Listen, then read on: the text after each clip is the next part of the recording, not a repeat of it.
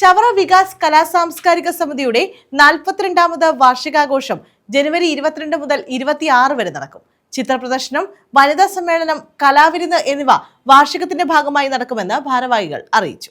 23-ാം തീയതി വെള്ളിയാഴ്ച വൈകിട്ട് 4 മണിക്ക് വനിതാവധി സമ്മേളനമാണ്. വനിതാ സമ്മേളനത്തിൽ പ്രശസ്ത ഗായിക, സിനിമ, നാടക ഗാനങ്ങൾ ആലപിക്കുന്ന ശ്രീമതി ആലീസ് ഉണ്ണികൃഷ്ണൻ, പ്രമുഖ സൈക്കോളജിസ്റ്റ് ഡോക്ടർ ദേവിരാജ്, കാലടി സംസ്കൃത സർവകലാശാല ഗവേഷക വിദ്യാർത്ഥിയായ ശ്രീമതി ലക്ഷ്മി ശിവൻ എന്നിവരാണ് ഇത്തവണത്തെ വനിതാ സമ്മേളനത്തിൽ പങ്കെടുക്കുന്നത്.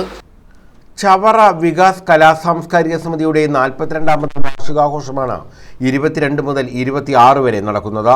22-ന് രാവിലെ പ്രമുഖ വരക്കാരായ ആർട്ടിസ്റ്റ് ഷാനവാസ്, രശ്മി, രജനി ബിജുകുമാർ, ഹരി കാമിയോ, സ്മിതാ ഭദ്രൻ, മനീഷ് ഭാസ്കർ, ജെസിക, രാജേശ്വരി, തുളസി എന്നിവരുടെ ചിത്രങ്ങൾ 26 വരെ പ്രദർശിപ്പിക്കും. രാത്രി 7-ന് നാടകം അരങ്ങേറും. 23-ന് വൈകിട്ട് 4:30-ന് വനിതാ സമ്മേളനം, 24-ന് രാത്രി 7-ന് പ്രാദേശിക പ്രതിഭകളുടെ കലാവിരുന്ന്, 25-ന് കുട്ടികളുടെ വിവിധ കലാപരിപാടികൾ എന്നിവ നടക്കും.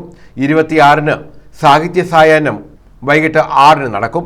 സംവിധായകൻ ലാൽ ജോസ്, വയലാർ പുരസ്കാര ജേതാവ് ഇ സന്തോഷ് കുമാർ, മാധ്യമപ്രവർത്തകൻ അഭിലാഷ് മോഹൻ എന്നിവർ പങ്കെടുക്കുമെന്ന് ഭാരവാഹികൾ അറിയിച്ചു. സാംസ്കാരിക രംഗത്തും ആരോഗ്യരംഗത്തും വിദ്യാഭ്യാസ രംഗത്തും ഒരുപോലെ വിവിധ പരിപാടികൾ സംഘടിപ്പിച്ചു.